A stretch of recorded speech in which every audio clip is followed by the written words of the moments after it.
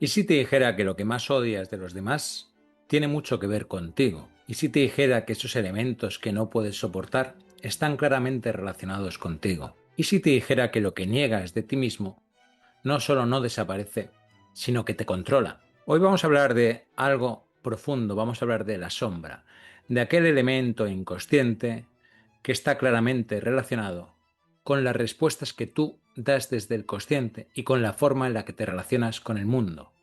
Hoy vamos a hablar de cómo integrar esa parte y de qué está compuesta esa parte para buscar un potencial transformador en tu vida, puesto que esa parte que tú escondes de ti mismo encierra el elemento fundamental de tu crecimiento personal más auténtico. Para hablar de este tema nos centraremos, entre otros, en lo dictaminado por Barbara Hanna, Joseph Campbell, Marie-Louise von Franz y, por supuesto, Carl Gustav Jung.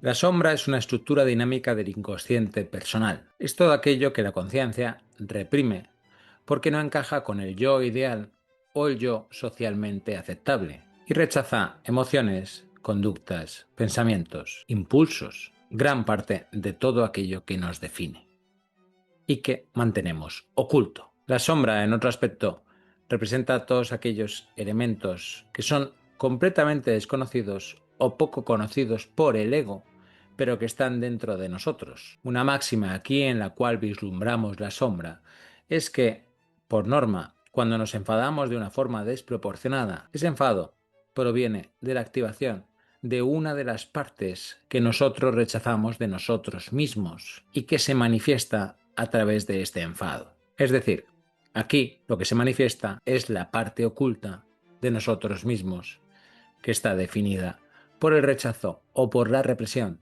de aquellos elementos que, como he mencionado previamente, no encajan con nuestro yo ideal o con el yo socialmente aceptado. Lo interesante de esto es que la sombra no solo existe, sino que tiene una vida autónoma, una especie de subpersonalidad que convive dentro de nosotros y que afecta a nuestras acciones, pensamientos y emociones. La sombra, entre otros aspectos, es relacional, puesto que se manifiesta en los vínculos relacionales que tenemos. Es proyectiva, proyecta en los demás tendencias internas. La proyección consiste en que vemos, transferimos elementos internos muchas veces rechazados u ocultos de nosotros mismos en los demás. Es energética, puesto que contiene pulsión, fuerza y vitalidad. Y es arquetípica, puesto que no solo es personal, es colectiva y universal.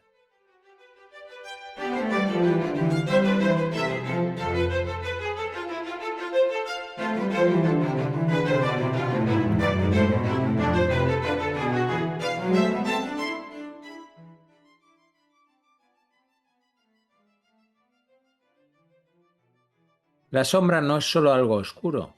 El peligro de la sombra se da cuando la negamos o no queremos trabajarla o simplemente la mantenemos fuera de lugar como si no existiera. Es ahí donde hay un auténtico riesgo. ¿Y por qué digo que no solo es negativa?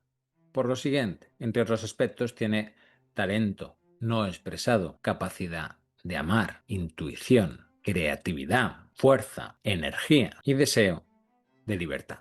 La sombra guarda, y este es otro aspecto que a mí me gusta mencionar, aquello que no nos hemos atrevido a ser, pero que si la conocemos y nos adentramos en ella, podemos llegar a ser.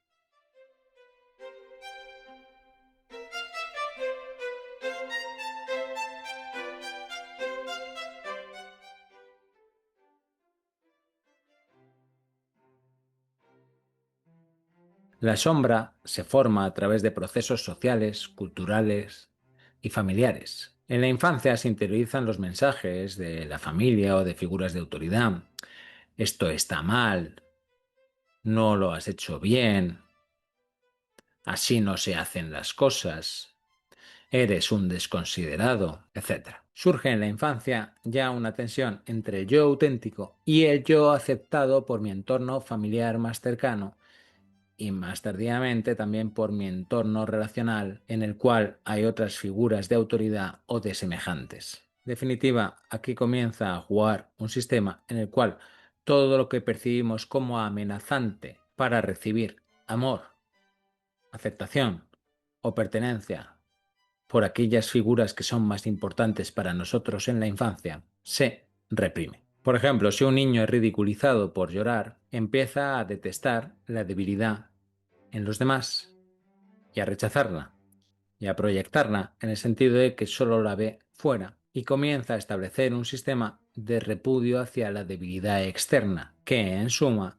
es un repudio de la propia debilidad interna. De este modo, proyecta su propia debilidad en los demás y esto le molesta profundamente. En la adolescencia pasa algo que es distinto. La identidad se empieza a cristalizar, se polariza el yo soy así, se extrema y se radicaliza la división entre el ego y el resto. Si seguimos con el ejemplo anterior, podríamos ver lo siguiente. El niño que ha reprimido todo lo que es la dependencia o la atención, se convierte en un niño rebelde que empieza a no ver con buenos ojos e incluso resultarle absolutamente inaceptable lo que perciba como dependencia, infantilismo o necesidad de cuidado en los demás. En la vida adulta, aquello que hemos negado se va a manifestar en forma de conflictos, síntomas o relaciones disfuncionales. Y el inconsciente llama a la integración a través del sueño, a través de la proyección o a través del síntoma, porque el inconsciente quiere unicidad y quiere que no rechaces esa sombra. Si seguimos con el ejemplo anterior, veríamos lo siguiente. El adulto sufre, por un lado, carencias emocionales y por otro lado, tiene un gran desdén hacia las personas que siente o que ve como débiles. Las carencias emocionales relacionadas con esta represión de la propia debilidad se pueden manifestar de distintos modos, como en síntomas físicos, psicológicos, en proyecciones o incluso en los propios sueños.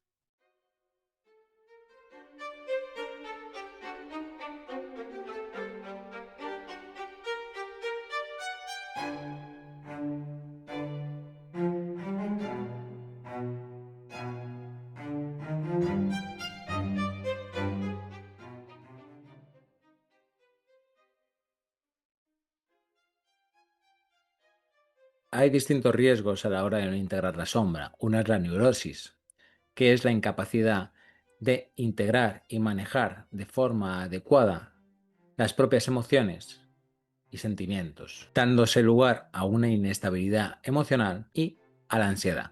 Se pueden dar patologías narcisistas o histriónicas, que suelen caracterizarse por una inflación del yo, una polarización del yo, en la cual uno acaba viéndose por comparación como superior al resto. Se pueden dar lugar a conductas compulsivas, adictivas y autodestructivas. También a relaciones proyectivas idealizadas. ¿Y qué es esto? Una idealización o rechazo extremo del otro, que suelen ir de la mano. Y también a un bloqueo creativo existencial, que podría verse o determinarse en frases o en elementos internos en las cuales siento vacío o pienso no sé quién soy o no sé cuál es mi sentido o no sé cuál es mi propósito. El proceso no consiste en eliminar la sombra en absoluto, sino en mantener una sana tensión entre el yo manifestado y el yo oculto hasta conseguir que surja algo nuevo,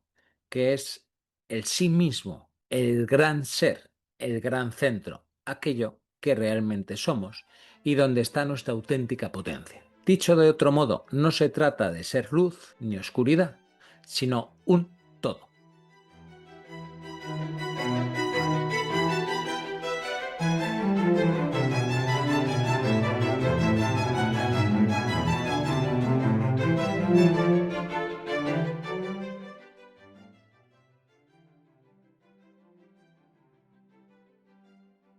Vamos a ver dos casos de pacientes que están relacionados con esto que estamos mencionando, porque así va a dar lugar a una mejor comprensión de todo esto.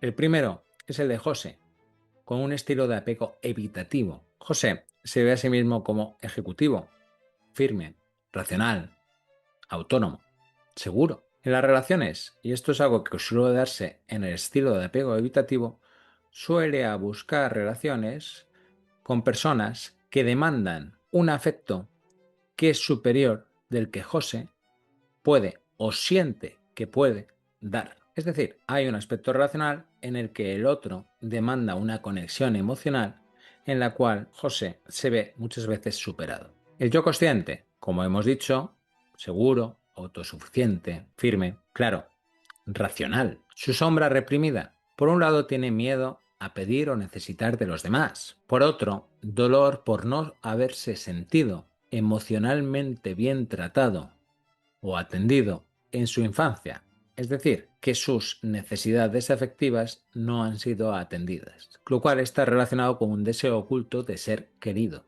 y manifiesta una envidia oculta, puesto que estamos hablando de la sombra, hacia personas que ve como dependientes o espontáneas. Manifestaciones de esta sombra. Por un lado, irritación profunda ante demandas afectivas, irritación también hacia críticas emocionales, insomnio, y una gran focalización en el trabajo para centrarse en este y no actuar o enfrentarse a aquellos elementos que rechaza de sí mismo o ante los cuales no quiere presentarse y ver como elementos propios. La integración para esta persona, ¿en qué consistiría? En reconocer la necesidad de los demás no como debilidad, sino simplemente como necesidad, como algo legítimo. En trabajar la propia herida y reconocerla de abandono desde la compasión y el perdón, y abrirse a vínculos donde se pueda mostrar vulnerable. Un símbolo que podría ser de utilidad es el hielo que se derrite, es decir, la dureza que se ablanda. En otro caso, vamos a hablar de Daniel, con un estilo de apego, en este caso opuesto, que sea un estilo de apego ansioso. Daniel, de 31 años, es amable, siempre disponible y tiene un claro interés en agradar, en corresponder y en ser querido. Es decir, evita el rechazo y no gustar. Tiende a relaciones en las cuales el otro tenga una gran distancia emocional o bien un compromiso de carácter ambiguo. Su yo consciente se suele ver como buena persona, servicial, atento y presente.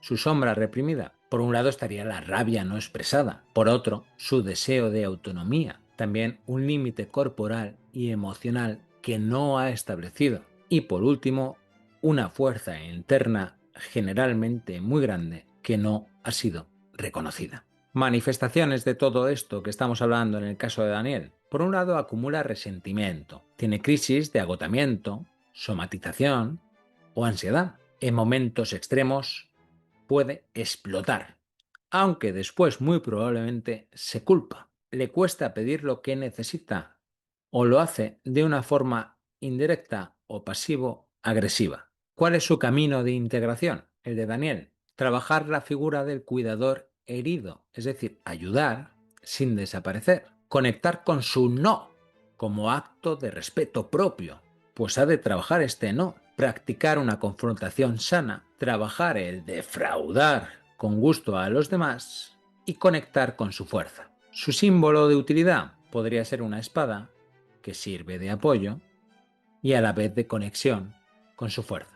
Aquí en este resumen visual podéis ver respecto a estos dos pacientes que he manifestado para que se vea la sombra y los distintos mecanismos ligados en base a dos personalidades opuestas. Veríamos, por ejemplo, una imagen del yo, mientras que en José sería fuerte y autónomo, en Daniel sería amable y cercano. La sombra de José sería la necesidad, la dependencia y la fragilidad. En el caso de Daniel sería la rabia, los límites y el deseo de autonomía. El mecanismo a través del cual la sombra se defiende, o mejor dicho, a través del cual la personalidad de José reprime la sombra, sería por medio del control, la frialdad o el retraimiento. Y en el caso de Daniel lo haría a través de la sumisión, la negación de su propia fuerza y el resentimiento. Los riesgos de este mecanismo que mantiene reprimida la sombra. En el caso de José, la soledad emocional y la rigidez. En el caso de Daniel, el burnout y los estallidos de violencia. El trabajo terapéutico que podrían hacer con un terapeuta o internamente, en el caso de José sería reconocer la herida que tiene y permitirse pedir y recibir. Y en el caso de Daniel sería reconocer la rabia y sostener el no. La dirección simbólica, que podría servir de guía a José, sería el calor, el contacto, la fusión. Y en el caso de Daniel, el corte, la fuerza y la diferenciación.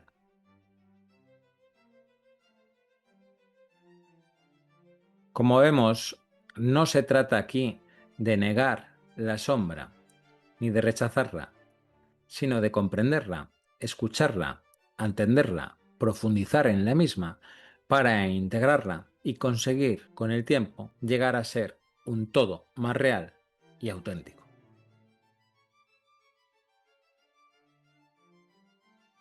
Las herramientas que vamos a emplear para trabajar la sombra están pensadas, entre otros aspectos, para lo siguiente: para facilitar hacer consciente lo inconsciente, para recuperar la energía psíquica que hemos reprimido, para disminuir la proyección y, en consecuencia, nuestro conflicto con el exterior y con los demás, y finalmente, para desarrollar una identidad que sea más auténtica.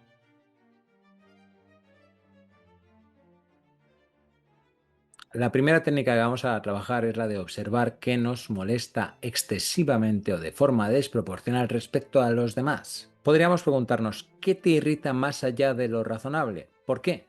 Porque cuando sucede esto, la sombra está presente y está demandando atención. Es decir, en esa irritabilidad suele esconderse una sombra proyectada sobre los demás. Dicho de otro modo, lo que juzgas, ridiculizas o desprecias probablemente es algo que no te permites a ti mismo. Como ejemplos de esto, podemos expresar los siguientes. En base a los pacientes que hemos dado, vamos a seguir la línea para que nos sea más fácil. José desprecia la dependencia o la inseguridad del resto. ¿Por qué? Porque proyecta su necesidad afectiva reprimida sobre los demás. Daniel puede burlarse de los que van a su rollo. ¿Pero por qué? Porque envidia, secretamente e inconscientemente, su libertad. Cada vez que respondemos exageradamente a favor o en contra de algo y nos mantenemos inflexibles en nuestra actitud, existen sobradas razones para sospechar que nos hallamos en el territorio de la sombra. Como ejercicio te propongo lo siguiente. Haz una lista de 3 personas que te irriten o que provoquen grandes juicios y sentencias. Y hazte las siguientes preguntas. ¿Qué parte mía estoy proyectando en ellos? ¿Qué parte mía que he rechazado ellos representan? Este es un buen ejercicio. Otro sería el de pedir feedback a los demás, a personas cercanas. Este feedback debe ser sincero, con personas de la máxima confianza, y a estas debes pedirles, pues eso, un feedback sobre cómo eres y aquellos aspectos que podrían relacionarse con tu sombra, con lo reprimido. De tal modo que si tú haces esto de una forma adecuada y, por ejemplo, 4 de 5 personas te dicen que eres condescendiente, aunque no te guste, aunque no lo reconozcas, debes tenerlo en cuenta, puesto que probablemente lo seas, y esa sombra esté hablando a través de la condescendencia y quiera ser escuchada.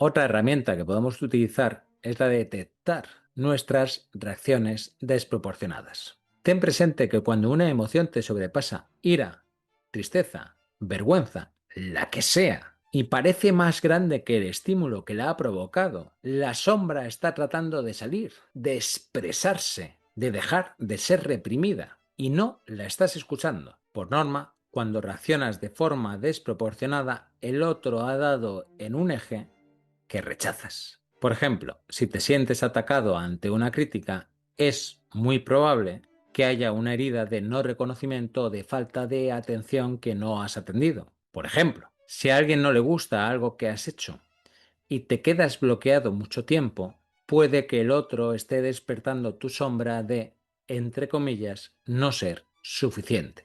Aquí, como ejercicio, propongo lo siguiente.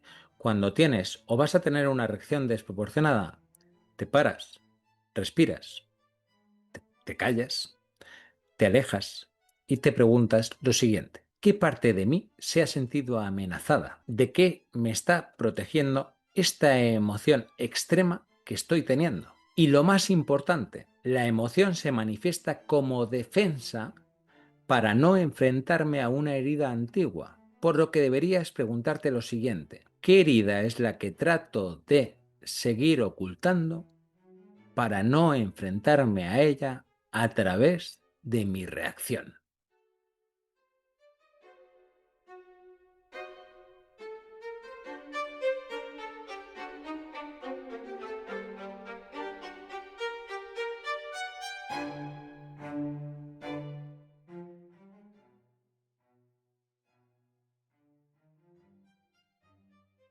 La tercera herramienta es la siguiente, la de escribir una carta desde tu propia sombra.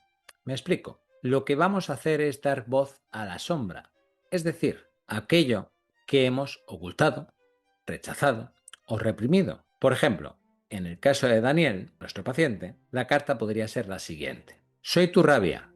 Hace años que me ignoras. Solo me dejas salir cuando estás al límite. Pero yo también soy parte de ti. No vengo a destruirte, sino a protegerte. Si me escucharas, podría enseñarte lo que niegas de ti mismo. Las instrucciones para que puedas hacer este ejercicio serían las siguientes, o mejor dicho, pueden ser las siguientes.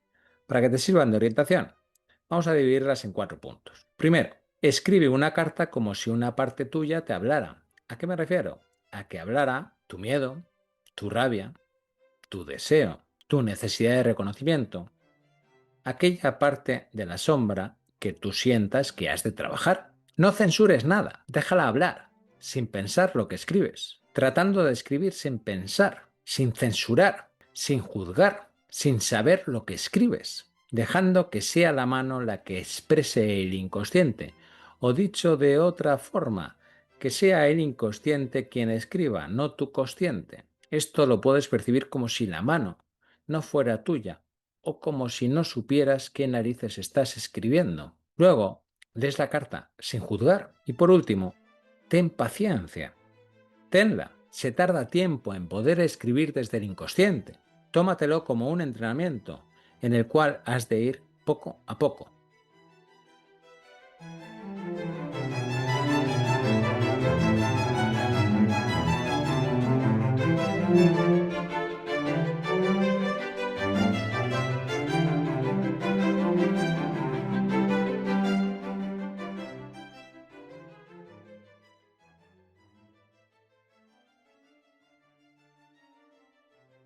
Otra herramienta que nos puede funcionar es la de hacer que las partes dialoguen.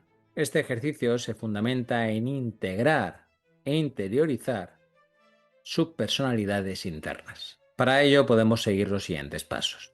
Primero, nombra las dos partes opuestas, la manifiesta y la presente en la sombra. Escribe el diálogo entre ambas partes. Deja que ambas partes se escuchen y conversen entre sí. Ten presente que la meta no es que una de las partes gane, sino que ambas existan en tu conciencia. Pues hay que conseguir que los opuestos, y esto es muy importante, lleguen a un acuerdo, no que uno se imponga. Por ejemplo, siguiendo con los pacientes, José, que evita la vulnerabilidad, podría imaginarse una conversación entre el José controlador y frío y un José pequeñito que pide reconocimiento y cariño. Daniel, por otro lado, que quiere quedar bien, podría imaginarse una conversación entre el Daniel bueno, entre comillas, y el Daniel firme y duro que rechaza, o mejor dicho, que oculta.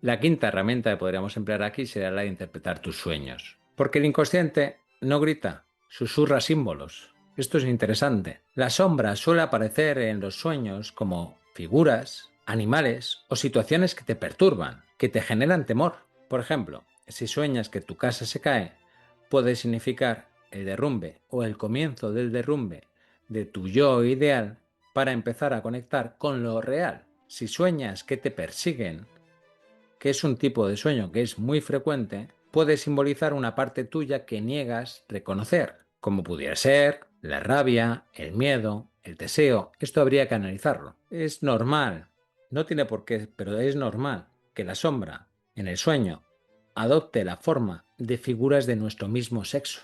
En el sueño solemos reaccionar ante la sombra con miedo, con disgusto o desagrado, igual que lo haríamos ante alguien que consideramos no deseado. En los sueños huimos de la sombra, la evitamos y frecuentemente experimentamos que nos persigue. Debemos observar la figura que la sombra adopta en nuestros sueños, así como sus acciones, actitudes y palabras. ¿Por qué hemos de hacer todo esto?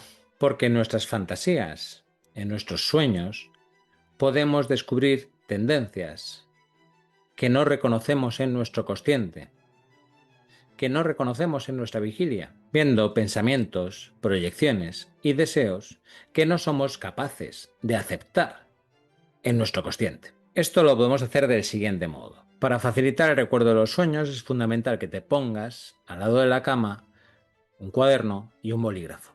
Esto facilitará con el tiempo que te vayas acordando de los sueños. Por otro lado, cuando te despiertes, haz el gesto de apuntar el sueño, aunque no recuerdes nada, pues esto te va a ir ayudando a ir recordándolos. Piensa antes de dormirte en que te vas a acordar del sueño y le dices a tu inconsciente que así va a ser, que te vas a acordar del sueño. La intención ayuda al inconsciente. Sea como fuere, cuando te levantes, apunta el sueño rápidamente, pues estos son fugaces, se van rápidamente de nuestra memoria consciente. Y con la práctica te sorprenderá, puesto que muchas veces te acuerdas de un sueño y lo apuntas, y cuando lo estás apuntando te acuerdas de otro, y de otro, y de otro, muchas veces de varios sueños, lo cual en un principio podría parecerte imposible. Y esto significará una mayor conexión entre tu inconsciente y tu consciente. Tras ello, piensa en la figura con la que has soñado, qué representa de ti, cuál es su mensaje. Más que verlo como algo externo, piensa en esta figura como algo interno, como algo propio que quiere expresarte y quiere comunicarte algo. No tiene por qué ser con palabras. Puede ser a través de los caminos por los que te ha llevado, la vestimenta con la que se presente o la forma de expresarse. Cuanto más lo hagas sin que esto sea una norma, estoy hablando desde mi experiencia, los sueños empiezan a tornarse más evidentes en lo que se refiere a su interpretación. Pero en este sentido yo también soy honesto, es decir, mientras hay etapas en las cuales me acuerdo no de uno, sino de dos, tres, cuatro, cinco sueños, a veces de más, hay veces en las cuales no me acuerdo de nada. Lo importante aquí es que sigas los pasos mencionados y sobre todo que mandes la perfección a tomar por saco, puesto que si no ya estamos metiéndonos en el camino de sombras rechazadas. Aquí todos a ser imperfectos.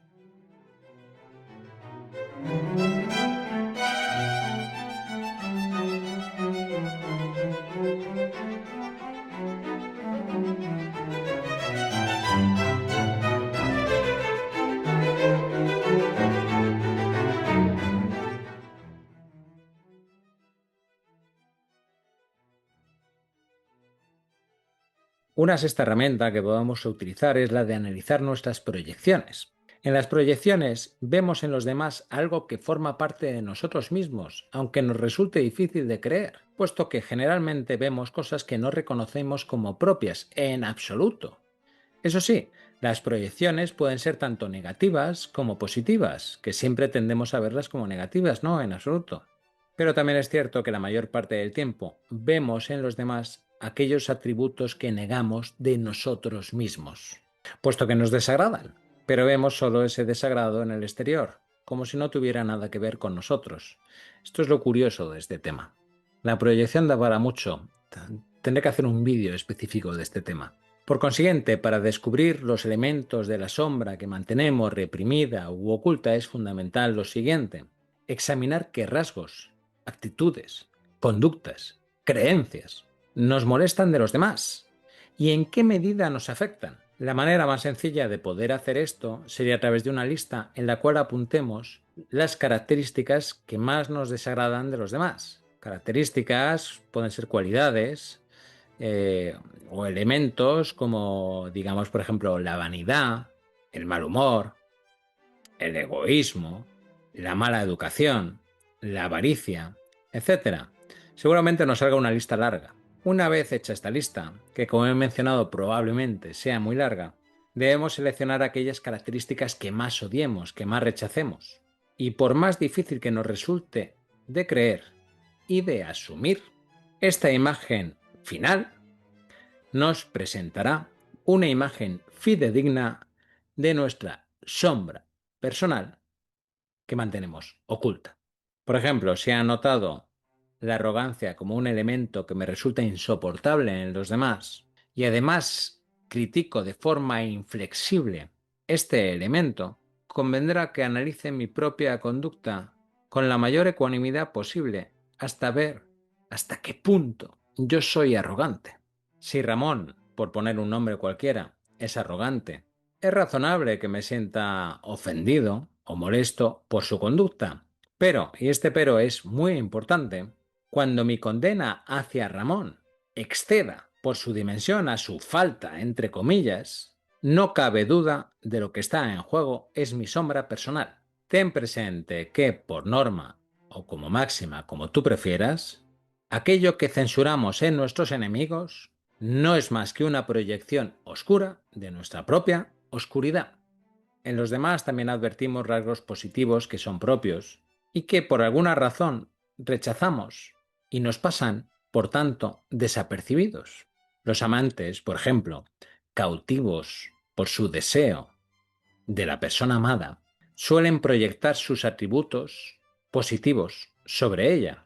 Pero lo cierto es que la intensidad de la presencia real de este atributo que se pone sobre la persona amada suele diferir de la dimensión real que esta persona tiene de ese atributo, el cual el amante muchas veces lo ve más grande de lo que realmente es. ¿O no? Estamos hablando de algo que suele pasar, no que tenga que ser. Lo que está claro es que una vez que nos hemos quedado enganchados por una cualidad positiva de otra persona, podemos proyectar sobre la misma todo tipo de cualidades positivas añadidas que deseamos ver. Esto tiene que ver con el efecto halo. En suma, nuestra sombra contiene tanto cualidades positivas como negativas. En este sentido, otro ejercicio que es importante y que podrías emplear es el de enumerar las cualidades positivas que más te gustan en los demás. Así, por ejemplo, cuando nos escuchemos decir yo nunca podré ser así, haríamos muy bien en analizar esos rasgos, porque es muy probable que formen parte de aquello que llamamos nuestra sombra dorada.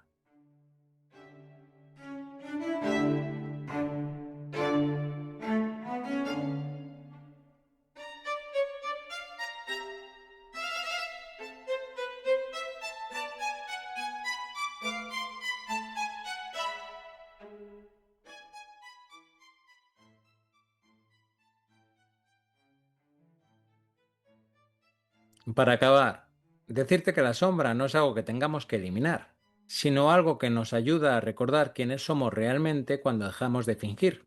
Por mi parte, ya con las vacaciones en mente, con la desconexión necesitada, lo que voy a hacer es recordar muchos Pablos, muchas frases de Pablo, ¿no? Pablo, tienes que ponerte la camiseta cuando estés con gente, o tienes que estar con la camiseta cuando estás comiendo. Pablo, no saltes desde ahí. Pablo, esto déjalo colocado en este sitio.